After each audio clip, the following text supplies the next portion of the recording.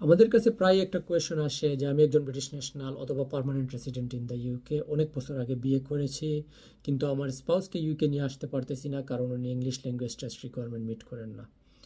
ওনার জন্য কি কোনো বিকল্প ব্যবস্থা আছে?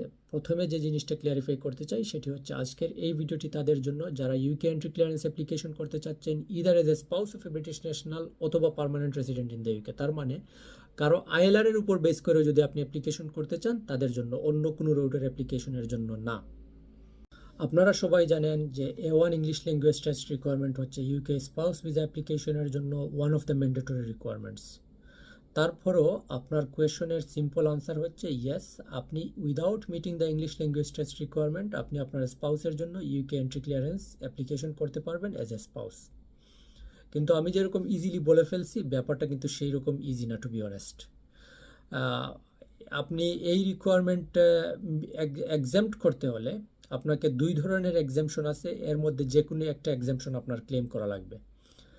একটা হচ্ছে ডিসেবিলিটি এক্সাম্পশন, আর একটা হচ্ছে এক্সেপশনাল সার্কামস্টেন্সেস এক্সাম্পশন। আজকে শুধু আমি ডিসকাস করব ডিসেবিলিটি এক্সাম্পশন নিয়ে।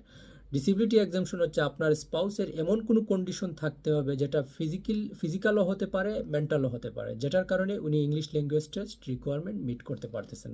এখন কথা হচ্ছে আপনি এটা কিভাবে প্রুভ করবেন যে ডিসেবিলিটির কারণে উনি English language test requirement meet করতে পারেন না। প্রথমে যে জিনিসটা করা লাগবে, অ্যাপ্লিকেন্টের পক্ষ থেকে একটা ডিটেইলড পার্সোনাল স্টেটমেন্ট অথবা অ্যাফিডেভিট দিতে হবে, যেটাতে উনি এক্সপ্লেন করবেন ইন ডিটেইল যে আমার এই এই কন্ডিশনের কারণে আমি English language test requirement meet করতে পারি না, এর জন্য আমি এক্সামশন ক্লেম করতেছি।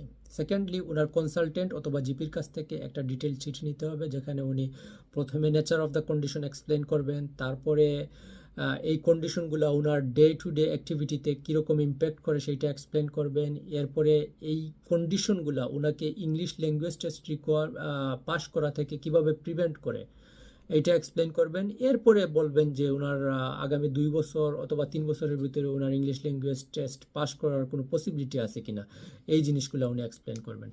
এরপরে হচ্ছে সাপোর্টিং হিসাবে যদি মেন্টাল কন্ডিশনের উপরে রিলাই করে থাকেন, সাইকিয়াট্রিস্ট অথবা সাইকোলজিস্টের কাছ থেকে কোনো রিপোর্ট নিয়ে আসতে পারবেন।